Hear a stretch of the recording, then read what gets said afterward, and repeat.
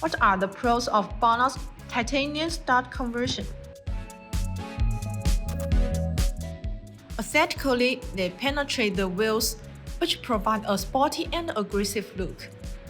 Meanwhile, if you've ever changed your stock wheel to aftermarket wheels, you'd know that there are different types of lug bolts: conical seat or bowl seat. If you have added wheel spacers to meet proper thread engagement, the thread length of the wheel bolts should equal the length of stock bolts plus the thickness of the spacer, which means you need extended wheel bolts. The wheel stud conversion is compatible with both ball and conical seat lug nuts, which is suitable for the most factory or aftermarket wheels. They usually come with longer threaded stems. The lug nut's thread length is compatible to adjust to get proper fastening.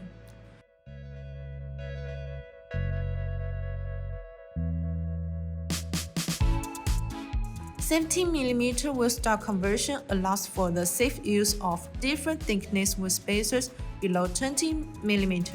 You don't have to change to another set of extended wheel bolts.